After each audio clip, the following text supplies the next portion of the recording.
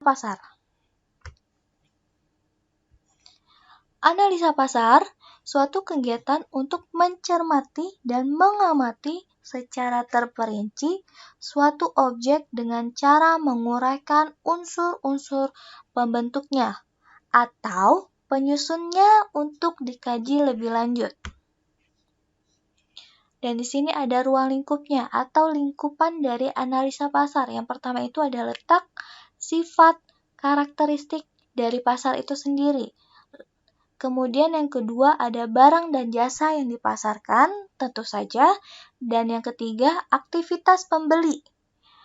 Dan keempat perkembangan pembelian, dan yang terakhir yaitu pesaing. Dan di sini ada tujuan dari analisa pasar. Yang pertama mengetahui tipe pasar. Tipe pasar seperti yang tadi saya bilang ya, yaitu ada letak, karakteristik, dan lain sebagainya.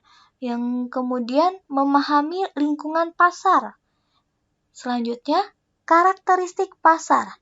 Karakteristik pasar dan selanjutnya mengenal ciri pasar. Dan yang terakhir, menentukan keputusan yang tepat.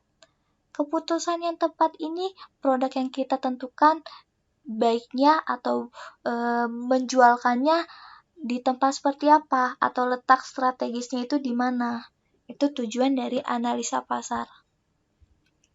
Dan materi selanjutnya yaitu aspek analisa pasar. Di sini ada kebutuhan dan keinginan konsumen. Jadi, sebelum kita memasarkan produk, kita harus menganalisa dulu kebutuhan dan keinginan konsumen yang sangat dicari itu apa. Kemudian segmentasi pasar, pengelompokan pasarnya. Dan selanjutnya target pasar. Nah, targetnya ini mau kalangan seperti apa? Kalangan remaja, tua, muda, atau yang lainnya. Kemudian ada yang masa hidup produk.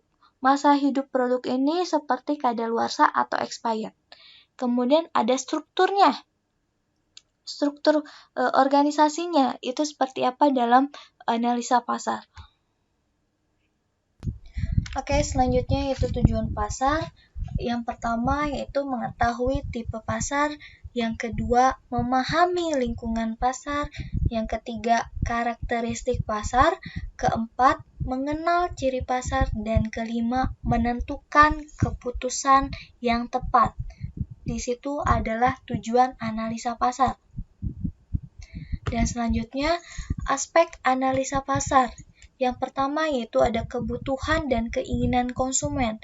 Jadi untuk menjual suatu produk kita harus mengetahui barang apa saja atau produk apa saja yang sedang dibutuhkan atau diinginkan oleh konsumen.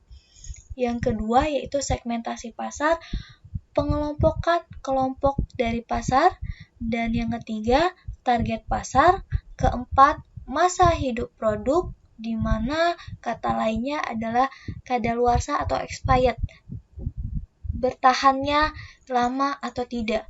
Kemudian struktur, dan selanjutnya yaitu langkah dalam melakukan analisa pasar.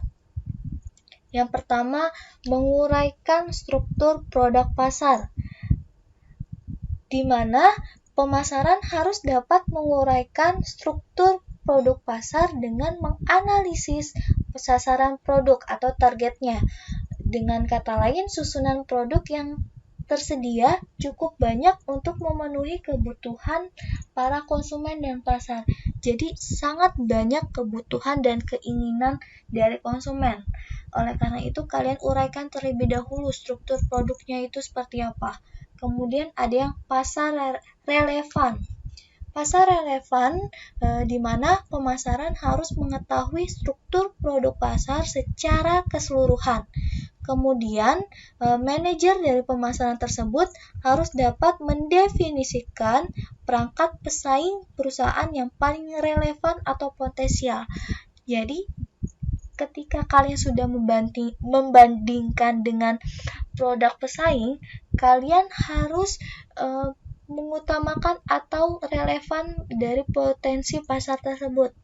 Yang selanjutnya, menganalisis kebutuhan primer yang relevan, yaitu manajer pemasaran harus dapat mencoba untuk memahami proses pembelian produk untuk semua produk. Yang terakhir, analisa pasar target potensial. Analisa target potensial. Di dalam langkah terakhir ini, seorang pemasar harus membahas mencari sumber informasi di bidang pemasaran dari langkah-langkah untuk mengenali pasar yang potensial. Jadi, dengan kata lain, harus meneliti atau mencari sumber informasi yang sangat relevan dari kebutuhan atau keinginan konsumen yang sedang diinginkan. Dan itulah adalah mengenai analisa pasar.